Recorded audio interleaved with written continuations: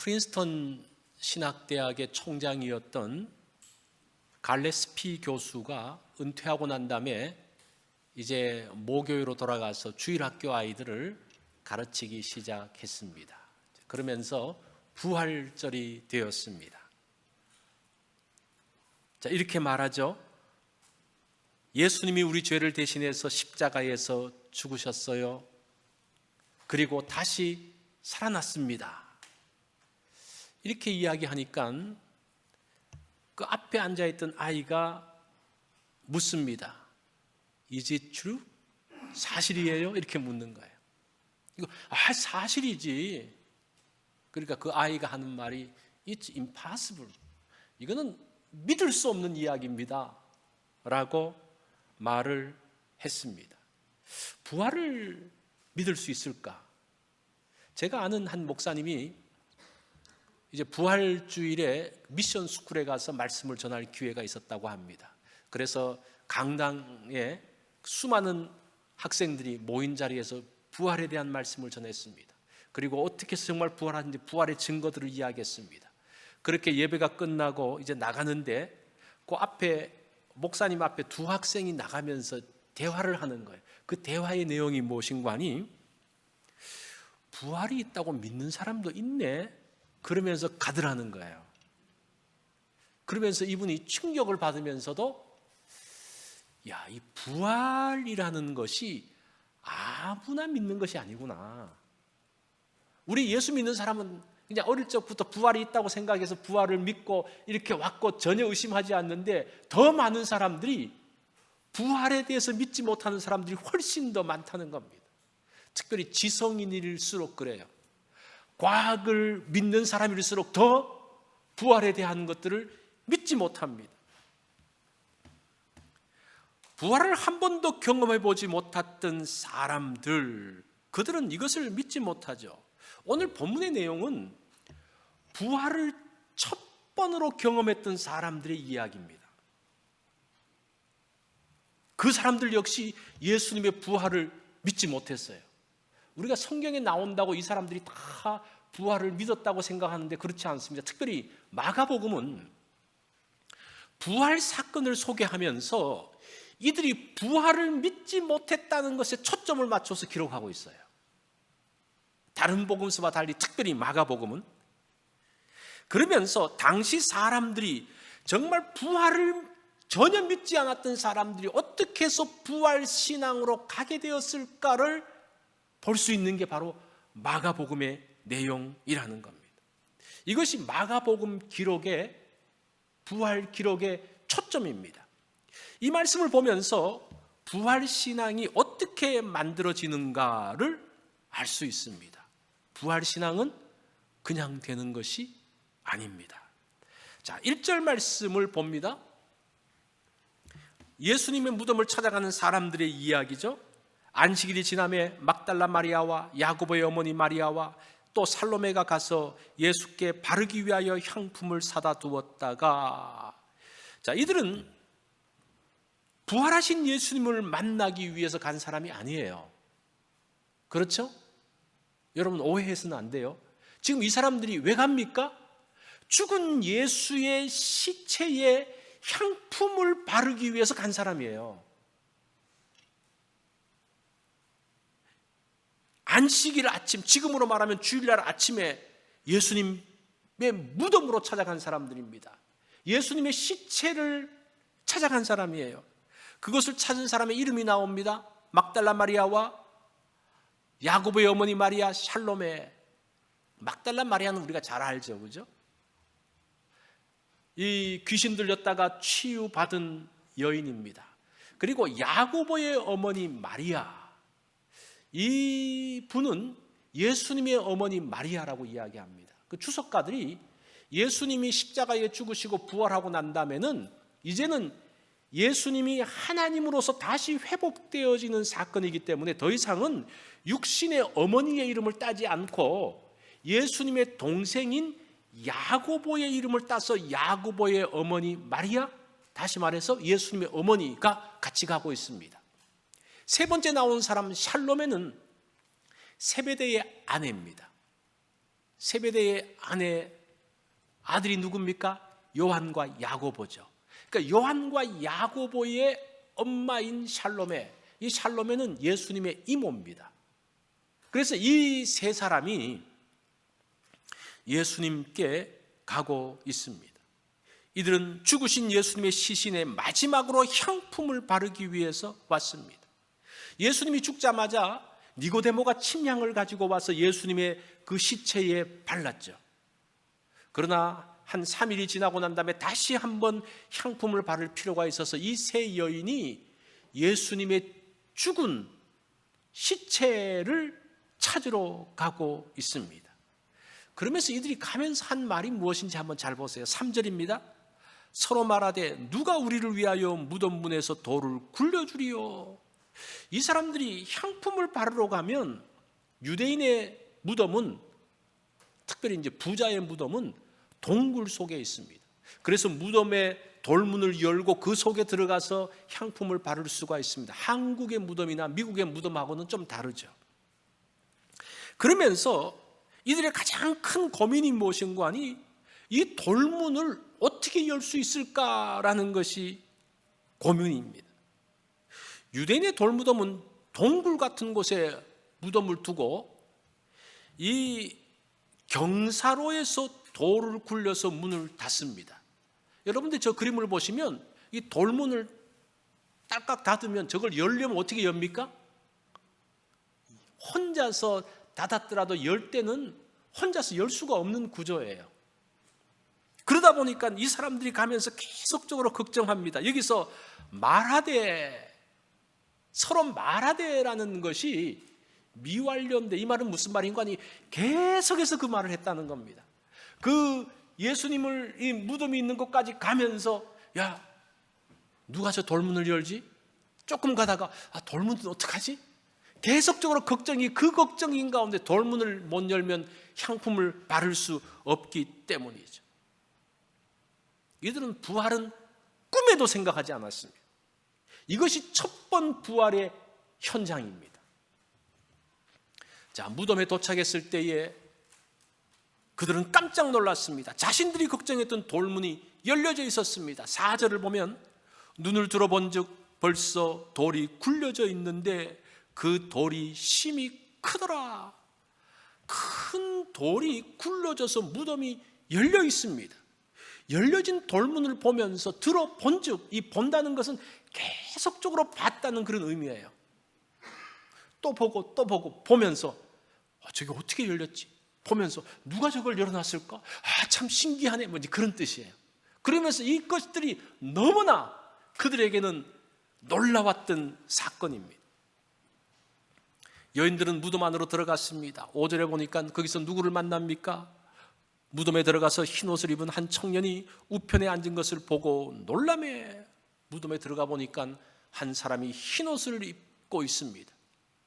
마태복음에서는 그 사람을 천사라고 묘사하고 있습니다. 청년이 세 여인에게 이야기합니다. 이 말은 예수님이 부활하셨다는 말입니다. 이 청년의 이야기를 들어보면 예수님이 부활하셨다라는 증거를 두 가지로 이야기하고 있어요. 여러분들이 제가 읽을 때에 두 가지 증거가 무엇인지 한번 잘 찾아보세요.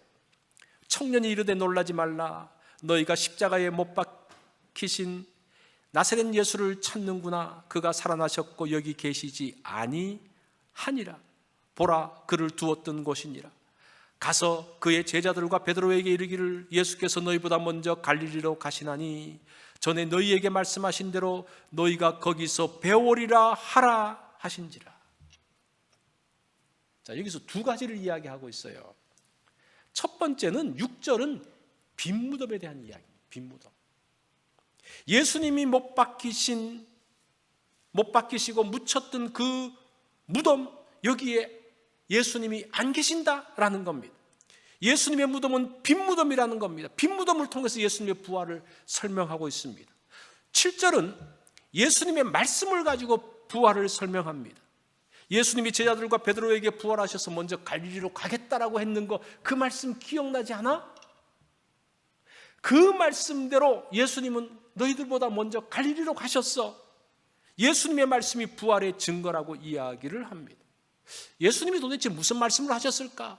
마가복음 14장 28절이죠. 이거는 예수님께서 마지막 만찬을 하신 다음에 감람산으로 가고 있습니다. 감람산으로 가는 길에 제자들에게 이야기합니다. 너희들이 다 나를 버리고 흩어질 것이다. 그러면서 하시는 말씀이 그러나 내가 살아난 후에 너희보다 먼저 갈릴리로 가겠다. 그 말을 듣고 베드로가 뭐라고 말합니까? 모든 사람들이 다 예수님을 버릴지라도 나는 끝까지 버리지 않겠습니다라는 그 배경 가운데 있었던 이야기입니다. 지금 예수님께서 이 말씀을 언제 하셨습니까?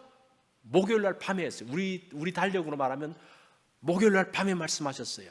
지금 이것을 상기시켜 주는 것은 언제입니까? 주일 날 아침이에요. 그 며칠 사이에 이 제자들, 이 여인들은 예수님이 하신 말씀을 다 잊어먹고 생각지도 않고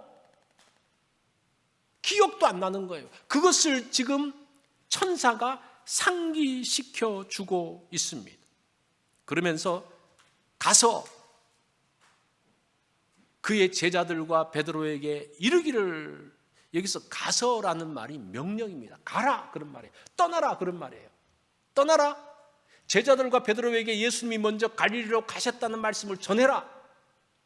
그것을 다시 한번 기억나게 하고 그 말씀대로 하라는 것을 지금 천사가 말하고 있습니다.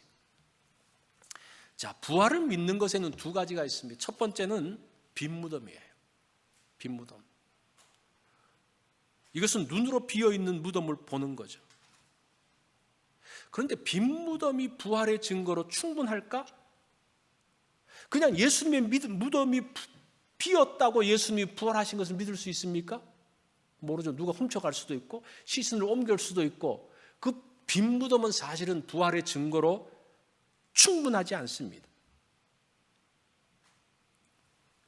눈으로 볼 수 있는 빈무덤이지만, 눈으로 보고 있지만 그것은 충분하지 않다는 거예요. 자, 부활을 믿는 것 두 번째는 무엇인가 하니 계시입니다. 계시는 예수님의 말씀, 하나님의 말씀이라는 거죠. 말씀이 부활의 증거라는 겁니다. 예수님이 죽으실 것에 대해서 말씀하시고 부활 후에 갈릴리로 가겠다는 그 말씀을 기억하면서 예수님은 그 말씀대로 다시 살아나셨다는 것을 증거로 되고 있습니다. 부활을 기대하지도 않고 믿지도 않았던 이 세 여인에게 부활의 확신을 가졌다는 것이 어떤 것일까요? 빈무덤일까요? 아니면 하나님의 말씀 계시일까요? 물론 이 두 가지가 다 될 수 있겠지만 더 확실한 것은 빈무덤보다는 계시라는 겁니다. 부활은 인간의 머리로는 이해할 수가 없습니다. 무언가를 보았다고 부활 신앙이 만들어지는 게 아닙니다. 부활에 대한 증거를 댄다고 그 사람들이 믿는 게 아닙니다. 하나님이 눈을 열어주셔야만 믿을 수 있어요. 그것이 계시라는 거예요. 계시가 뭡니까? 하나님께서 눈을 열어주시는 겁니다. 그럴 때에 믿어지는 거예요. 하나님이 눈을 열어주지 않을 때는 믿을 수 없습니다. 알 수가 없습니다. 사람들은 그런데 보여주면 믿는다고 그러죠. 한번 보여줘봐, 내가 믿겠어. 기적을 경험하면 믿을 수 있다고 말합니다. 그런데 기적을 경험하고 보았다고 믿음의 사람으로 서는 것은 아닙니다. 말씀을 알고 그것이 믿어지는 사람이 신앙을 가지게 됩니다. 가끔 이런 말을 합니다. 꽁 잡는 게 매라는 말이 있어요. 그 말은 뭔가 실제 능력을 보여달라는 겁니다. 지금도 사람들은 기적에 열광합니다. 역사가 나타나는 곳으로 갑니다. 어떤 사람은 대놓고 이렇게 말하기도 합니다. 목사님은 능력이 없잖아요. 뭐 그렇게 말하는 사람이 있어요. 그리스도인의 삶은 능력 대결이 아니고 진리 대결입니다. 이거 여러분 잘 기억하셔야 돼요. 우리가 능력과 기적이 아니라 우리는 계시를 따라가는 사람들입니다. 계시의 말씀만 유효합니다. 성경에 보면 유대인들이 계속 기적을 요구해요. 능력을 요구합니다. 예수님께서 이런 능력을 보여주십시오. 보여주면 믿겠습니다. 그 기적들을 경험한 사람도 있습니다. 근데 계속 보여달라고 했지만 그들은 믿음을 지키지 못했어요. 그러나 그 말씀을 기억하면서 말씀을 따라갔던 제자들만 그 소수의 무리들만 믿음을 지켰던 것을 볼 수가 있습니다. 이건 굉장히 중요한 이야기입니다. 그것은 지금도 반복되어지고 있습니다. 많은 사람들이 기적을 보여달라고 이야기합니다. 어떤 역사를 보여달라고, 그러면 믿겠다라고 이야기합니다. 그러면 믿을까요? 아니요, 그렇지 않습니다. 그게 성경의 이야기고 지금까지 교회 역사의 이야기입니다. 절대 눈으로 보여주는 것으로는 부활신앙을 갖게 되지 않는다는 거예요. 하나님의 말씀을 들으면서 그 말씀이 깨닫기 시작하면서 믿음을 갖게 된다는 겁니다. 마태복음 7장에도 그런 말씀이 있죠.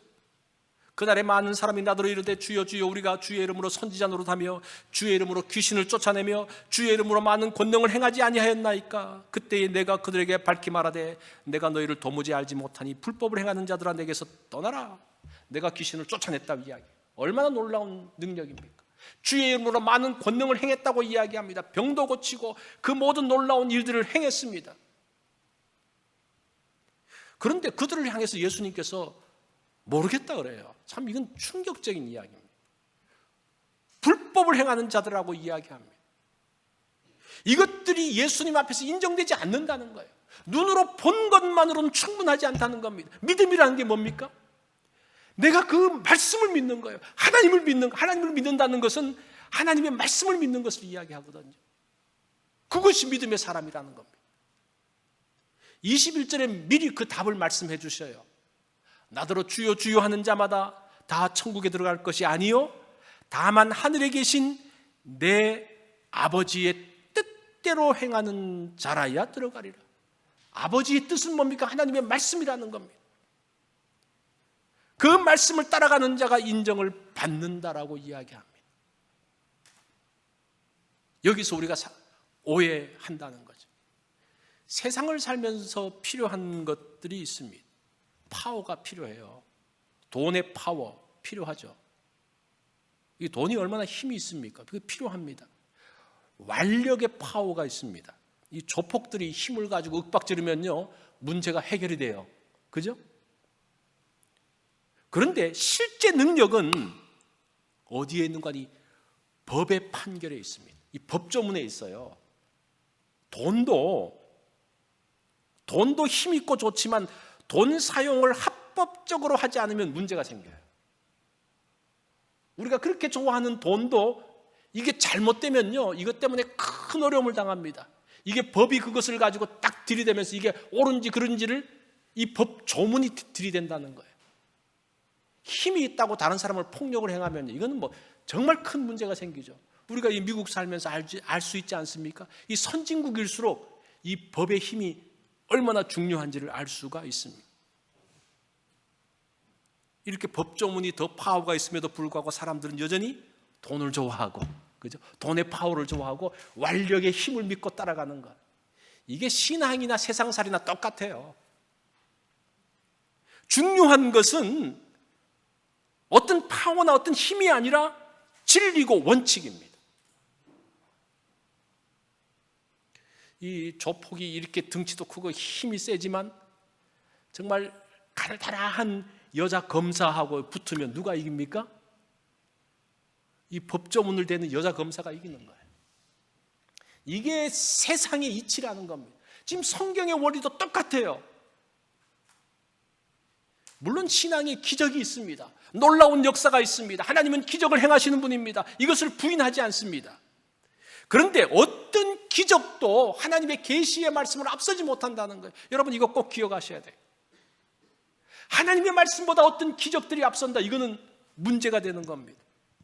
저는 설교에서 가장 중요한 것이 하나님 말씀의 의도를 드러내는 것이라고 생각을 합니다. 우리가 설교 왜 듣습니까? 뭐 재밌는 이야기 듣는 게 아니잖아요. 하나님께서 원하시는 것이 무엇인지를 아는 것이 설교의 말씀이에요. 내가 행한 기적을 내가 뭐 이런 기적을 행하고 또 저런 일도 행하고 내가 이렇게 큰 일을 행했다. 이 사람들이 그걸 좋아하는 사람이 있을지는 모르지만 사실은 그건 설교는 아닙니다. 설교는 하나님의 말씀을 대언하는 겁니다. 내가 이룬 역사를 말하는 게 아닙니다. 하나님께서 하신 일들을 이야기하는 겁니다. 그리고 하나님을 알고 깨닫는 것이라는 겁니다. 사람들이 말씀을 깨달을 때 믿음이 생깁니다. 계시의 말씀이 우리에게 확신을 줍니다. 성령님이 하시는 일이 뭡니까?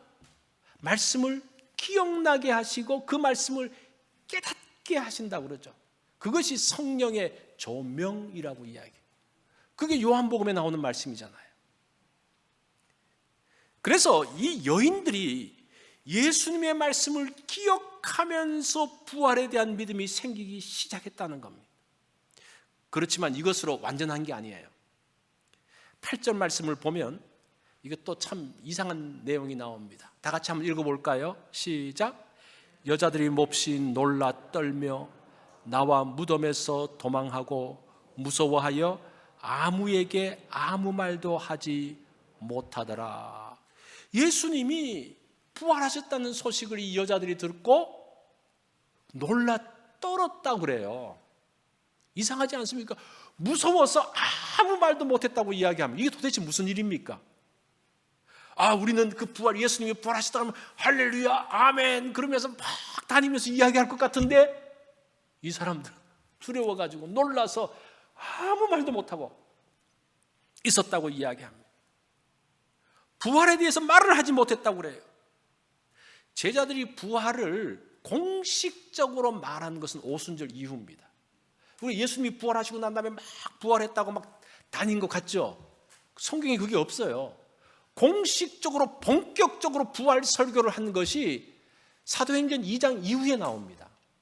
오순절 사건 이후에 나와요. 그때 공식화되어지고 있습니다. 자, 그 전까지는 자기들끼리만 그냥 예수님이 부활하셨대, 자기들끼리만 이야기했다는 거예요. 왜? 무서워서 말을 함부로 하지 못했습니다. 우리가 이것을 보면 여러분 한번 잘 기억해 보세요. 우리가 너무나 당연하게 생각했던 것을 성경을 보면서 우리가 한번 점검을 해봐야 돼요. 그렇지 않으면 어떻게 해서 부활의 믿음이 생기는지를 알 수가 없어요. 다른 사람들 보면 저 사람 왜 부활을 안 믿지? 이상하네. 그거로 끝나요. 이 사람들이 왜 믿지 않는지, 이 사람들이 어떻게 하면 믿을 수 있는지에 대한 것들을 몰라요. 성경을 자세히 보지 못하니까. 지금 마가복음의 말씀들을 보니까 지금 이런 상황으로 부활을 전혀 경험하지 못하고 알지 못하고 믿지 못했던 사람들이 어떻게 해서 부활을 믿게 되어지고 공식적으로 전하게 되어진 것이 지금 이 마가복음, 특별히 마가복음에 자세하게 기록되어지고 있다는 겁니다. 부활의 믿음은 그냥 만들어지는 것이 아닙니다. 부활을 믿지 못하는 사람들에게 부활을 말한다고 그들이 믿는 게 아니에요. 눈이 열려야 되는 거예요. 눈이 열려야 돼요. 정말 그들이 부활에 알지 못하는 사람들이, 우리의 사랑하는 사람들이 부활의 믿음 가운데 들어가게 하기 위해서는 가장 먼저 해야 될 것이 무엇인가? 하나님, 저 형제, 저 자매가 눈이 열리게 해주십시오. 그 기도부터 먼저 해야 되는 거예요. 그러면서 그런 마음으로 부활에 대한 이야기들을 차분차분 하면서 성령님께서 그 마음 가운데 함께 하실 것을 기도할 때에 비로소 그들의 눈이 열리는 것을 보게 됩니다. 이것이 부활 신앙이라는 것. 지금 이 제자들도 또 여인들도 전혀 부활 신앙에 대해서 믿지 않았던 사람들이 어떻게 그들이 믿게 되어지는지를 이 마가복음의 그 기록들을 보면서 우리가 이렇게 믿음이 만들어진다는 것을 알아야 된다는 거예요. 이것은 믿음을 가질 때도 똑같아요. 부활 신앙뿐만 아니라 믿음을 가질 때도 우리가 복음을 전하는데 사람들이 믿지 않아요. 어떤 사람은 그래요. 믿고 싶다는 거예요. 믿고 싶은데 안 믿어진다는 거예요. 얼마나 답답합니까? 자기는 믿고 싶은데 안 믿어지는 게 그것처럼 답답한 게 어디 있습니까? 어떻게 해야 됩니까? 무조건 믿어. 그게 아니라 하나님께서 그 눈을 열어줄 수 있도록 기도하라고 그래요. 내 마음의 문을 열어주셔서 믿어질 수 있도록 되게 그런 하나님의 은혜가 임할 수 있도록 기도하라고 해야 되는 거예요. 여러분은 예수님의 부활을 믿으십니까? 예수님이 십자가에 죽으시고 부활하심으로 죽음의 권세가 굴복한 것을 믿으십니까? 그래서 우리가 죽지만 다시 살아나서 하나님의 나라인 천국에서 영생을 얻게 되어지는 거예요. 그게 우리에게 임할 부활의 모습입니다. 그것을 믿고 사는 것이 뭐라는 겁니까? 부활신앙이라. 이게 그냥 되어지는 것이 아니라 하나님께서 믿을 수 있는 마음을 주셨다는 것. 부활신앙은 하나님께서 우리의 눈을 열어주실 때 가능함. 그것을 계시라고 그러죠. 성령님께서 우리의 마음에 확신을 주실 때 믿게 됩니다. 그것을 뭡니까? 조명이라고 말합니다. 하나님의 계시와 성령님의 조명 가운데서 그 부활신앙이 만들어지고 그 가운데서 믿음의 사람으로 서게 된다는 겁니다. 그래서 이 부활신앙에는, 우리가 가지고 있는 이 부활신앙에는 하나님의 손길이 담겨져 있어요. 성령님의 손길이 그 가운데 함께 담겨져 있습니다. 그 믿음을 생각을 할 때 내가 부활이 믿어지는구나. 그 가운데는 어떤 것이 있습니까? 하나님의 은혜와 성령님의 함께 하심이 같이 임하면서 우리 가운데 있는 거예요. 그 신앙 하나만 생각할 때도, 그것만 묵상할 때도 그런 은혜가 이 가운데 있는 것을 보게 됩니다. 그래서 축복이라는 겁니다. 이런 축복을, 이 부활신앙을 통해서 이런 축복을 확인하는 이번 부활절이 되어지기를 바랍니다. 우리 다 같이